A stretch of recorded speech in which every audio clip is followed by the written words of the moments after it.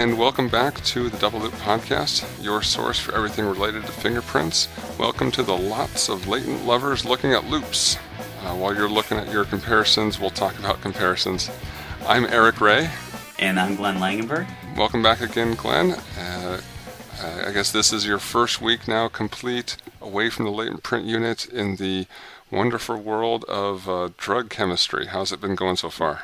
It's good. Yeah, I'm totally done with latents. Forget it. I'm sick of latents. Never want to hear about latents again. No, it was a very crazy transition, and I'm still in the middle of transition. But what really surprised me was just how much fun I'm having already in drug chemistry. It's I'm really passionate about forensic science, and it kind of caught me off guard.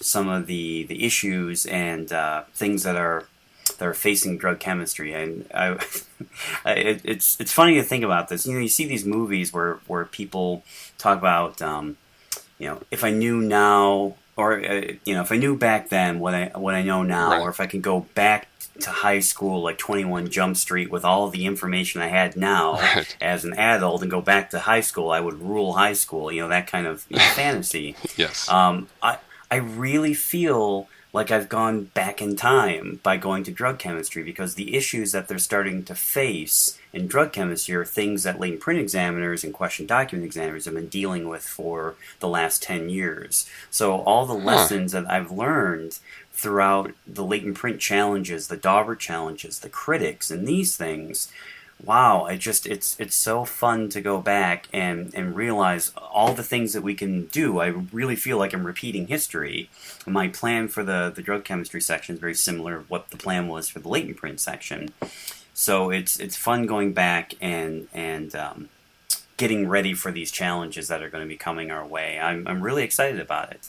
So it's been a great week, and I'm really proud and happy to be a part of this group. It's a whole new set of challenges, but yet they're the same challenges our community has been facing for the last decade. That's understandable. Now, one of the buzzwords I hear around the lab sometimes is uncertainty of measurement. Is that oh yeah? Is that one thing that's coming up already in drug chemistry? Oh yeah, that's one of the big things that we have to address. Is that if they report a weight or a volume or a quantitation, how much of the meth was present, what purity was present, they have to come up with their measurement plus the uncertainty, plus or minus so many grams, or plus or minus so many mils, or plus or minus some concentration. Right. So that's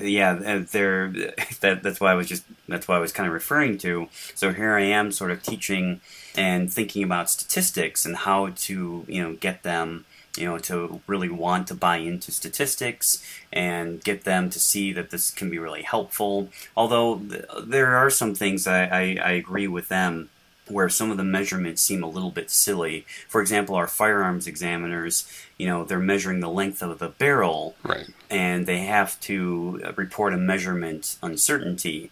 And it's, okay, fine, if the ruler's off by 1,000th of an inch, that's not going to have any impact on the barrel that's, 3 feet long or something like that, right. So I think there needs to be a little bit of common sense that when you're, to what level of precision do we need given the actual measurement, as opposed to this hard and fast rule, there has to be an uncertainty of measurement for every single measurement. I think at some level, the imprecision of the measurement becomes negligible compared to the full measurement. I agree. It seems like latent prints has kind of stayed out of this uncertainty of measurement thing, at least for now. And I can't really see how we would get involved in that unless, really the only way I can see this is with the possibility of maybe some sort of probability model where there's different factors that can go into different examiners entering in and using the model in slightly different ways, where there be some measure of uncertainty.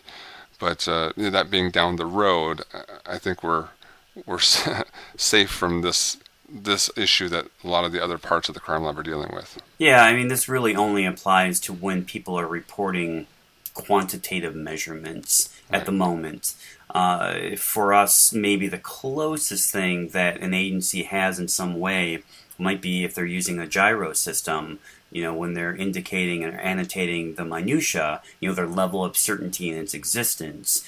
That's a different type of uncertainty. It still is a measurement of uncertainty, but it's more qualitative. Right. And I don't think ASCII Lab or ISO requirements are looking at this time for uncertainty of measurement for qualitative measurements. It really is for quantitative. Right. And you're right, unless we went to a statistical model or some sort of measurement that we, if we were measuring ridges or, ridge distances or those types of things, then it would factor in. But yeah, I agree with you. I don't really see how it would apply to us at this point.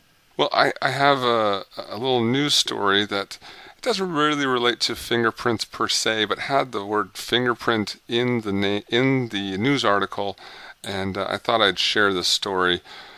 Glenn, let me ask you: have you ever heard of Kopi Luwak? Kopi Luwak. Yes. This isn't like a Hawaiian delicacy?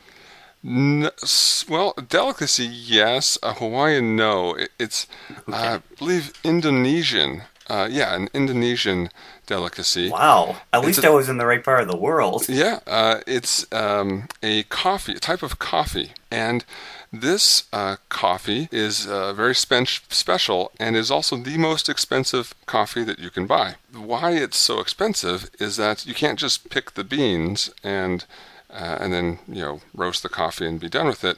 No, these beans have first been eaten by a civet, an Indonesian animal, and then collected from its droppings. And then the coffee is kind of cleaned and roasted, and then evidently one of the best kinds of coffee that you can get, civet poop coffee.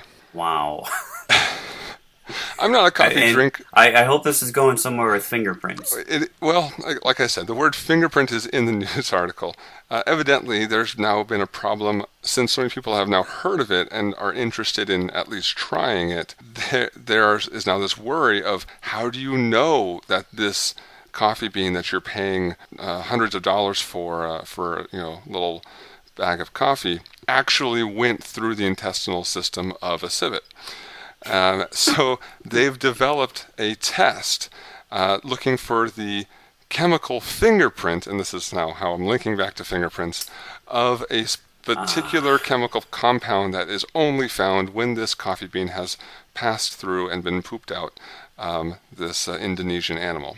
Most kinds of tests that you do on food would be to ensure that your food has not come in contact with animal dung, but this one is to ensure that yes, you are getting dung coffee. Your full dose of daily dung coffee, right. Wow.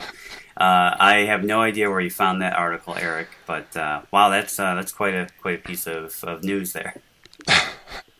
Okay, well, And will Starbucks be featuring this anytime soon? I don't know. They do charge quite a bit. I think this would be even more expensive than Starbucks coffee, though, if you can imagine that. Yeah, I can imagine that. Well, I thought I would share a little adventure last week that I had. Okay. I went to Canada, and yes. that in itself is always an adventure. But I went to a conference it was in a town called Nicolet, and it's about an hour and a half east of, or northeast of Montreal in Quebec. And the conference was Colloque International sur la Criminalistique, which is basically International Conference on Criminalistics. And the conference was predominantly in French, being in Quebec, and it was at the police college there in Quebec. But it was really cool. They had translators there, so if the presentation was in English, they would translate in French, and if it was in French, they translate for English. You wear headphones and listen. It was simultaneous translation. It's really well done. It was a great program. The organizing committee was great. Some of the II people might know Alexandra Baudouin, who does a lot of the research on oil red O, has published a number of articles on this. Yeah, he was elected to the board this year. Is that right? Correct, exactly. Right. And he was one of the the committee, or he was on the planning committee, steering committee, and a number of other people too. But I just he was recently sort of featured through the IAI by his board election. and they put on a great conference. Man, they had some great speakers there. So some of the people that were speaking, again, predominantly French speakers. So there were quite a few people from the University of Lausanne in Switzerland. So for me, it was a nice little reunion with people, friends from and colleagues from Switzerland from my Right. school. So Pierre Margot was there. He was the keynote speaker, and he was also being honored, which is really cool. He was being honored with an honorary PhD through the university there in Quebec, Oh, okay. in a town called Three Rivers, Trois Rivières, and so they were doing a really nice ceremony for him. It was very, very cool to see. I was very happy and proud for him. But he gave the keynote speech, and anyone who's ever heard Pierre or knows his materials, and he's quite a character, and he usually has a big focus on the bigger picture in forensic science, not so much the nuts and bolts of things, but when he gives a presentation, he wants to remind forensic scientists of the history of forensic science, where we come from, and philosophical issues. And just a few things that I took away from his lectures. One of the things that he talked about many times over was how there's this tendency for modern day forensics to just focus on the exams and turn us into technicians. That the idea is that a lot of times the police officers, investigators, crime scene people, prosecutors will have all this evidence and they'll send it to the crime lab and then basically say, well, make my case for me. You Right. find something for me and make the case. Whereas Pierre's philosophy and that of Lausanne is that the evidence that we find is often meaningless without the context of the case, without additional information. And he talked quite a bit about some cases that he had, and there was another speaker there who is a professor in Australia, Claude Roux, who's at the University of Technology in Sydney, and he's also from Lausanne, and he talked about a case. He talked about a famous case in Australia called the Farah Jama case, Jama. Okay. And this is about a guy who was convicted based on DNA evidence, where essentially they had sent a rape kit to the DNA lab. The lab identified this guy's DNA, and it was really low-level DNA and some other things. Essentially, the DNA that they found did match the guy, and he was convicted of this rape of this woman. But when you put the DNA in context with the bigger case, it was really low level. They couldn't find any semen. They couldn't find some other things. The case elements didn't fit. He wouldn't have really had much time to have done this. And all these other things. Basically, he was convicted because his DNA was found in this rape kit. Right. But all the other elements, all the other circumstantial evidence, quote unquote, didn't fit at all. And in essence, what they found out later was that the rape kit was contaminated at the hospital. And because it was contaminated at the hospital, his true DNA was found there. But in the context of the case, had someone known the case details or been a little more critical in their thinking of what this meant in the context of the case and what they were observing, this might have been prevented. And the first case fingerprint related that jumped to my mind was the Shirley McKee case. Absolutely. Where they're saying here is this fingerprint that's a match, but in the context of the case, it doesn't make any sense. I mean, all the statements, that she had made, her name's not on the log. You have all these things that don't fit, and yet they're trying to make a case around a single bit of evidence. And Pierre talked quite a bit about this, and it was very compelling, when we hear about things about our role when it comes to bias and whether or not, we should have access to case information. What is our role as a forensic scientist? Should we be taking into account not just the identification, the fingerprint, but in some aspects, significance of that fingerprint in this case? Yeah, we reported on ID, but might it be more important to note the position of the fingerprints and the location of the fingerprints and where they are and the meaning in the case? And is that our role to do that, or should there be some case coordinator, a case oversight person who is trained and experienced in understanding not just the results of a test, but the significance of those results and their meaning and significance in the case? Right away, what comes to mind is one of our detectives that works in the vehicle theft task force. And he's one of the officers that will routinely call in asking further questions about which finger it is and specifics about position of the finger on the lift because of his extensive experience dealing with vehicle theft and the different exact ways that people will break into cars and how that finger position goes a long way into the rest of the knowledge that he has about the case. That's just kind of what immediately springs to mind in that kind of situation. But you're right, it is kind of a rare thing of someone who is trained to look at all that information that's available combined together to see what it can say about the crime.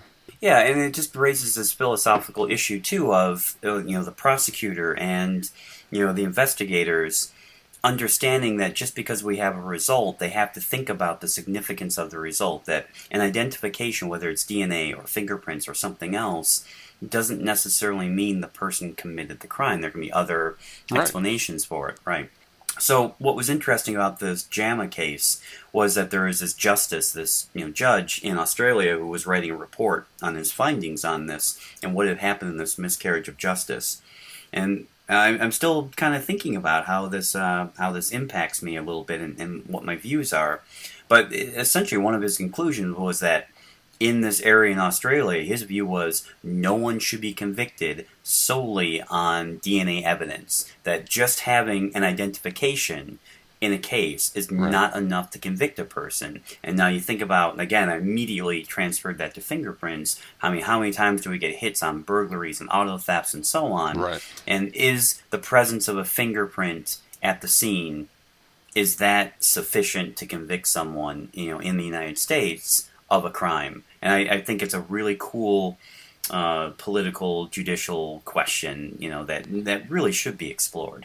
And I think that with every discipline, you have to look at at what that evidence would mean. I mean, I would think that someone's fingerprint on an interior part of a vehicle or house, even on some burglary, where they wouldn't normally have access, even if it is the only bit of information, would carry a significant amount of weight. But with DNA, it would depend more on the circumstance. If we're talking about semen, with sperm present found in the rape kit, then that identification is one thing versus just a kind of touch DNA, where that can be transferred over.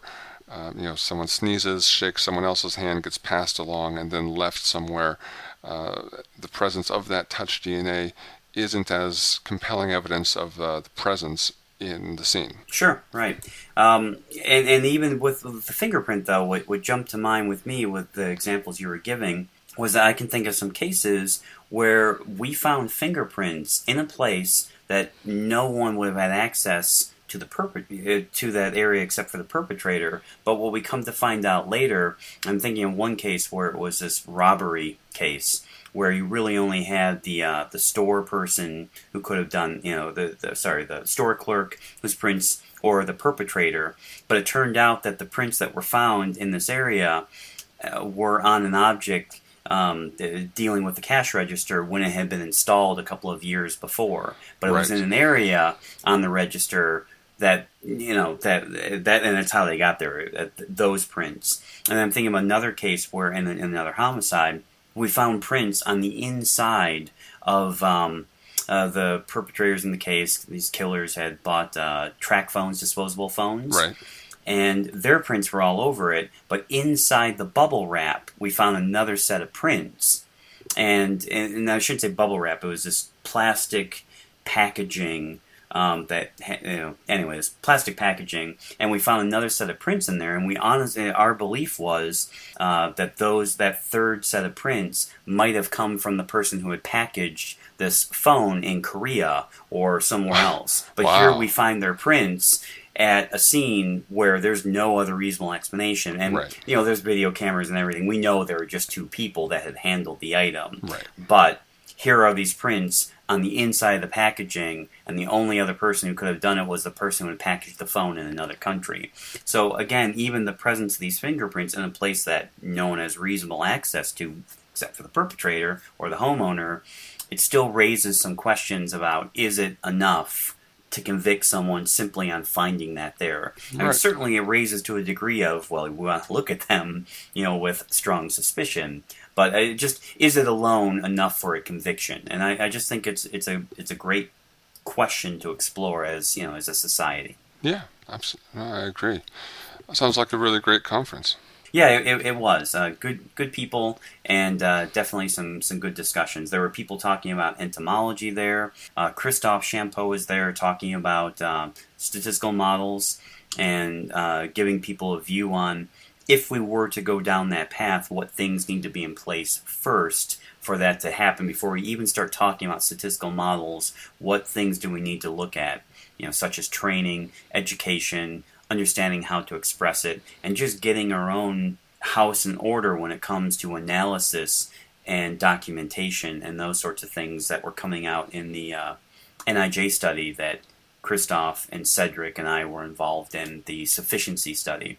So, I mean, again, a lot of good talks, a lot of high-order philosophical things that really made you stop and think about forensic science and what forensic science means, because sometimes in the day-to-day it's so easy to get lost in the, here's the next case, okay, ID, exclusion, report it out, ID, right. Exclusion, report it. You just get so lost in some of the routine technical aspects that you forget the bigger picture of forensic science. Well, we're going to take a break real quick. Stick with us, and we'll be right back. Hey, everybody. While we're taking a break from the show, I want you to consider how these terms relate to latent fingerprint comparisons. Sufficiency, standards, threshold, tolerance, hypothesis testing, error rate. Now consider how they relate to the exclusion decision. If your agency has implemented exclusions, consider attending exclusion standards to reduce errors. Go to eliteforensicservices.com for more information on this class from Eric Ray and Penny Deckant. Thanks, and now back to the show. All right, welcome back to the Double Loop Podcast. Thank you for sticking with us in our 6th episode now. We thought we'd take today's episode, talk a little bit more about the position of the finger after it's identified, and how that related to the conference Glenn went to, and how that relates to the importance of the identification sometimes. So at first, let's take it all the way back to kind of how we operate in the lab. First of all, Glenn, does your lab also do processing as well, or do your people just do the comparisons? No, we do processing as well. Okay. So, part of our processing, especially when we take a lift off of something, is to draw a little picture representing the object, where the print came from out of the object, and how that lift would the direction of how that lift would be placed back on the object. I'm sure you do something similar.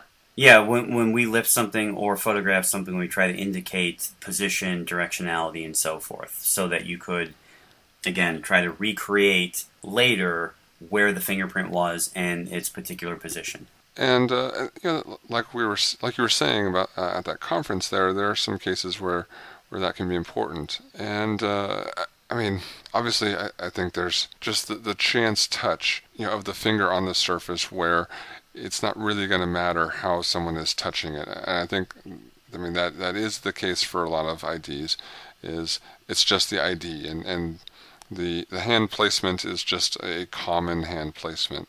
Go ahead. In my experience, I haven't seen many agencies actually report out in their report that type of information. They don't usually describe where the finger is and its position and that sort of thing. I can't think of any reports I've ever seen that have diagrams or that sort of information. I've seen some reports that indicate, on the gun, the fingerprint was found on the trigger, or on this gun that was submitted, it was found on the magazine. Right. It might be but it certainly won't say orientation, direction, that kind of thing. So I don't usually see that in reports. In notes, I see that, and then when we get to testimony, I myself, and I can think of other examiners who have testified to when the finger would have made contact, it would have made contact, in this position or in this orientation. What usually sort of follows is where I begin to get a little more uncomfortable, where a prosecutor might follow up with a question, so it's consistent with handling the object in this way, and they'll indicate, like if we're talking about a bottle and you're gripping the neck, he might say something like, so the fingerprints that you identified to the right hand are consistent with holding the bottle in this way, and I'm holding my hand now. They indicate I'm drinking from a bottle, Right. versus then he'll turn the bottle upside down and say versus consistent with this position, as if he was, and now I'm indicating with my hand I'm striking someone with a bottle. And when he starts turning the bottle upside down and doing that striking motion, that's when I start to get a little uncomfortable, because in my view, the position of the fingerprints are something I can testify to. They were like this. But even if they're upside down on the bottle, that doesn't mean the person was striking with it. He could have picked the bottle up in one position and then turned it to another, and it doesn't or handed it off to someone. It doesn't necessarily mean he himself had it in this awkward position attacking someone with the bottle. Right. So some of the questions make me uncomfortable because I want to be careful about what I say to the jury, but at the same time, I think it's okay for me to say they are in this position. And while, yes, they could have been deposited there from that scenario, but there are other scenarios they could have been, and I can't give an indication which is more likely than the other. I certainly would never want to do that. So I think forensic scientists have to be very, very careful when we start talking about activity and how a person may have handled an object, and more importantly, what activity they were doing at the time they made contact. It. Right. Yeah. And that's where you can see prosecutors sometimes, I think, wanting to lead us along a little bit. I think we have to be very careful about that. Right, we don't want to begin speculation into. I mean, I can see the prosecutors even trying to get into mindset of somebody while they were handling this object, since with the print in this direction, and that's just a road we don't really want to go down. Have you ever been asked those questions in court before, Eric? No, again, I haven't had a whole lot of opportunities to be on the stand, just from the frequency of how often we end up in court. Well, they see your name on the report and they just plead out. I wish. I actually just found out today that a bigger case that I'm working on. Here comes that guy who has a podcast. There's no way I want to go to trial. I'm taking a plea. More like, what's a podcast? No, I just found out that prosecutors asking for some of the original images in the case because a defense expert is going to take a look at some of the IDs in my case. Oh yeah, sorry. I probably should have let you know I'm looking at one of your cases. Oh, okay, yeah. No. I'm actually really curious to find out who it is, but it'll come up down the road. I think the main use that, just as latent print examiners, that we get out of the positions is, and I'm sure everyone listening does this all the time, is you look at the latent print in the photo or the lift, and you just put your hand on top of the lift to try to, especially those latents where you're not sure exactly what anatomical region it comes from. You just start putting your hand on it to see what kind of fits or what makes sense, or even switching hands to look at the ridge detail, the mirror image that would show up, and see how it would actually lay on the object. Yeah, I do that for simultaneous impressions a lot too, to see if it sort of makes sense when trying to determine simultaneity. If the anatomical position really, does it fit? Does it make sense? Can they be that far, that close, that kind of thing? I know exactly what you're talking about, but also sometimes, for palms, for searching ideas. And being that I work mostly with women at my lab, and since I have giant man hands, I'm often the hand model to hey, Eric, come here, put your hand on this lift card. Let me see if your hand kind of fits and makes sense. And sometimes it does. It's oh no, this this latent is much too large. It has to be a palm. And then, hey, Eric, come look at this. And nope, my thumb fits right over top of it. This latent could easily be a thumb. Yeah, I think at the end of the day, it's important for analysts. I mean, depending on what they are prepared to testify to in court, I think it's important for us to all record and note position, orientation, and that can be done through photography. That can be done through scanning the lips. I mean, I think all those things are really important. Noting, lips, what they came from, whether or not it came from this object or that object. And sometimes I've seen in reports and notes, people are a little vague. They might say it just came from item one, but not indicate exactly what they're talking about in item one, because item one might have been several objects. And, I'm thinking about some of the crime scenes I've had too, where it may be more important to know that this latent print came from a stationary surface. And so, whether it was a wall or, a door or a safe or something like that, as opposed to some potentially mobile or transportable object like a bottle or something left, something that could have been transported into the scene. I think that type of information is very important. Again, in the context of the case, being able to understand the origin of the latent print and its particular significance in the case. Yeah, I think one of the most specific times that I've gotten in a report as to the exact location of a lift was just in a drug case, probably a year and a half, where the original case had just a bunch of bundles of marijuana. Our examiner had only analyzed a few of them, processed a few of them for latent prints. Went to trial and ended up in a hung jury. That examiner left our agency, so then it was assigned to me to finish off the processing of the remaining bundles, the plastic wrap on all these bundles. So it was up to me to process the remaining plastic wrap on all the extra bundles that hadn't been processed the first time. So, unbeknownst to me at the time, they had tried to indicate that they only wanted the interior of this plastic wrap processed. I didn't quite get it exactly the reasoning behind that at first, but it turns out those bundles had been opened up and passed around in open court during the first trial. So when I first start processing Hilarious. them, I find these perfect, beautiful latent prints all over the outside of the bundles. They're not the guy that's on trial, so I search them through APHIS, and it comes back as a hit to the prosecutor in the case. And What? I was just floored. I couldn't think of why the prosecutor's prints would be on the case. I mean, we get cops' prints on evidence all the Well, time. hold on. Wait. Yeah, go Why ahead. is he in your database? Well, that's a whole other thing. It's just Oh, the okay. Maybe database we in shouldn't say on Arizona air. is the database in Arizona is open. It doesn't matter how your prints get into the system. If you're a teacher or an officer or whoever, many Okay. public servants have to have their fingerprints taken, and then they're retained in the Okay. database with all the arrestees. It's all just one big database. I see. Okay. All right. But at the time, I didn't realize that this had been passed around in court. So I'm trying to imagine some scenario of why the prosecutor would be at the crime scene and handling the evidence without gloves on. Anyway, we finally get the whole story straight, and I continue unwrapping these bundles and continue processing, and I eventually do find a print that belonged to the suspect that was on trial, 18 feet into the plastic wrap bundle of marijuana. And actually put Wow. that into the report that it was 18 feet in, because just with the whole scenario, that little bit of information mattered to the case.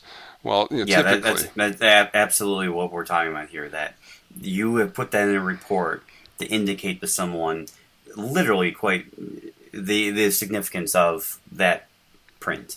exactly.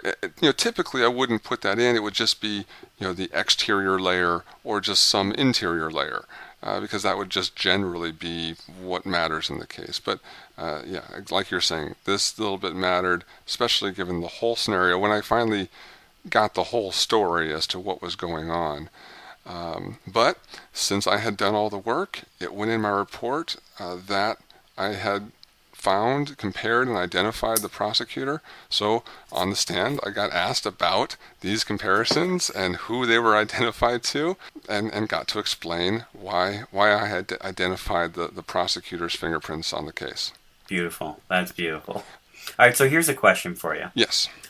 And I know I bet listeners will kind of relate to this. So here's my question for you, Eric. Will your agency take a lift with no info on it whatsoever? You get a lift in from an outside, from one of your local agencies, your state agency, so they submit to you just like, where I am. Yeah. Will you take a lift with zero info on it? It just comes in, with blank. It doesn't say a case number, doesn't say an officer badge number, doesn't say it was lifted from. Here's a lift, no information. Will your agency take it? Yes, yes, we will. We take everything that's sent in to us. I can't think of one that we sent back that's just lifts. Some evidence we'll send back is not suitable for processing, or if an officer submits it in to us when his agency has latent print people that can handle it, we'll send it back so that the correct people process it.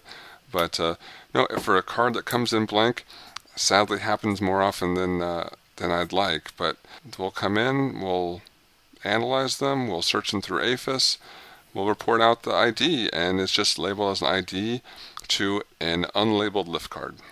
And that's what goes in the report, is unlabeled lift card. Oh, it goes in the report. Okay. Well, that's different. I know some agencies that won't take anything in if it doesn't have information on it like that. So I know some agencies are a little stricter. They decided that they would institute a policy. My agency's probably like yours. We do take it in, and I always indicate in my notes and try to make a copy of it so I can show that it was unlabeled or unmarked. That way, if anything ever appears on it later, because I've heard of these stories of fabrication where, there are some corrupt officers out there who might send something in, and maybe later, after an ID's been made, now they write it to be on a significant object. So I want to cover myself by indicating that there was no markings on it at the time, so if later they write something on it, I've got that covered, that there was nothing before. But yeah, that's a real tricky thing, because we want the info on the lifts, but at the same time, and for a lot of times, the officers I deal with, they will write all the information on the bag, the evidence bag, but it's not on the lift. Oh, okay. And that, that varies from agency to agency. Well, the other thing that's a little different about how we operate is that we keep the lifts. So we're not sending them back to the agency. Once they submit them to us, they're ours, and we hold on to them. So that is a little different. Yeah. A lot of state agencies always send it back. We don't retain it. We send it back to the originator. Right, and it was my understanding of how this kind of broke down is just talking with you and some other state agencies. It used just to be the practice that the lift cards were kept in with the rest of the case notes for the case. And then at some point back in late 90s maybe, word came down, hey, you can't keep evidence just laying around with the rest of the case notes. It must be in a secure location. So, shocker. Yes. So these state agencies decided, okay, we'll just ship everything back to where it came from. Just how it always seems to be. Us out in Arizona, we're doing things differently. We had always kept them as evidence locked up in a secure location. So that never came up as an issue for us because we'd always just kept them as evidence. Now that we're moving on to the next stage, which is tracking that evidence digitally, an electronic chain of custody, we're running into a new set of issues that we have to deal with. Yeah, and that sounds like a great idea for another podcast episode. We're always coming up with these ideas right at the end of another great podcast episode. Hopefully, we'll make a note of it. Hopefully, we get to everything. You're writing these all down, right, Glenn? Absolutely. Well, before we end the show, we wanted to go back over and take another look at the results of our little survey and of some of the responses we got back on the CLPEX website. First was it Ernie that wrote back to us? Is that right, Glenn? Ernie Ham, yeah. Yeah, gave us a little summary, a little history lesson of the source of the fee symbol from an identification. And he informed us, Although we should note too, it's coming from Ernie and David Grieve, yes, and if anyone knows David Grieve, I mean he is a real historian in the profession. I mean that man has so much knowledge locked in his brain over the years, and all the stories and people that he met. And he really is the Garrison Keillor of Latent Prints. I mean this guy just he has so many stories and so much rich history. And in many ways, he reminds me of Pierre Margot, who I was talking about earlier, yes, where it's important for him to share the history of the profession, and I like that. In this new generation of examiners, I don't know if we have someone who's attached to some of the history and can continue that legacy and sharing that. So anyway, it was really nice seeing Ernie and Dave talking about the history of the symbol because they would know. exactly. They were they would know if anyone. So what they said was that historically, going back way back to looking at the 10 print cards from the FBI collection, all the way back to the 20s and 30s, 40s and 50s, when a new card would come in that was of an individual not in the database already, they'd draw a little an O, a circle, a zero on the card in the corner. And if they matched that card to one that already existed in the database, they would, with that O, draw just a slash through it to indicate that no, we've already got this guy. He's already in the database. And then those 10 print examiners, graduating up to doing latent print examinations, brought that symbol along with them. So basically, anytime you make an ID, you slash through that circle. So I guess And they were saying it was more of a diagonal slash, not so much a vertical slash. exactly, that's just what I was about to say. That we've been doing it wrong all these years, Glenn. I'm not sure if I can change now that I've gotten into my habit, but yes, we've been doing it wrong all this time. Well, leave it to the generation of science nerds coming into the profession to look at that and go, well, that's the phi symbol. So yeah, that I guess that fits. I mean, it's a great evolution of where we are today. I thought it was just it completely makes sense. Well, and we got we put together a little survey on the site and got a few responses back. So I'll share them here with you, Glenn. A couple people that were trained in Florida, work in Virginia, that do that exact circle with a slash through it, an angled slash through it. A couple other people, one in Missouri, that go back and forth. They have, it looks like some people in their agency that use the phi symbol, and some that have the zero, the null set, the angled slash. Someone in Wisconsin that would just write ID'd yada yada yada, and then just draw a squiggly arrow from that phrase ID'd as which numbered finger, an arrow down to which latent print they were talking about. And of course, since California does their own thing all the time, Shocker. They wrote out specifically how they work, which is not a fee with the circle with a line straight through it, or the slash with the zero with an angled line through it, but no, a circle with just a letter I inside. So it didn't extend past the circle, a vertical line that just went from the top of the circle to the bottom without extending through like the phi symbol would do. Is that similar to the symbol from the Deathly Hallows? You would have to answer the Harry Potter right, nerd questions. That's for the Harry Potter fans. Not my area of expertise. You need some sort of Star Wars or Game of Thrones reference, and I'm your man. But no, I don't know the Harry Potter nerd references. All right, dude. There are 3 people out there who laughed at that. I'm guaranteeing there are probably 3 people, and they may be under the age of 16, but they laughed at that. We need to keep going. Next time we got to set that goal where only one person gets the joke and laughs at it. Thank you for joining us on another week of the Double Loop Podcast. If you have some crazy story of what a prosecutor tried to get you to testify to, or about how you had a case where the direction of the latent print mattered in the case, send it to Glenn at eliteforensicservices.com. That's Glenn with two N's, Glenn.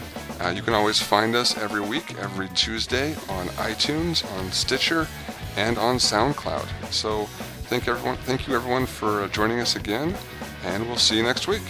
Bye everybody. Have a great week. Bye guys. Hey everybody. Looking to use up some of your end of the year training dollars that you might have left over? Well, if you're interested, I am teaching advanced ACE-B applications for fingerprint examiners in two different locations. The first one is December 9th through December 13th, 2013 in Decatur, Georgia. And the other is January 13th through January 17th, 2014 in Thornton, Colorado, just outside of Denver. If you're interested in either of these classes, go to Ron Smith and Associates, and under their training page, you can register for these classes. Hope to see you there in either Georgia or Colorado, and come on and we'll have a good time. It's a good class. We're talking about lots of advanced topics, and certainly ACE-V will be the focus. So hope to see you there.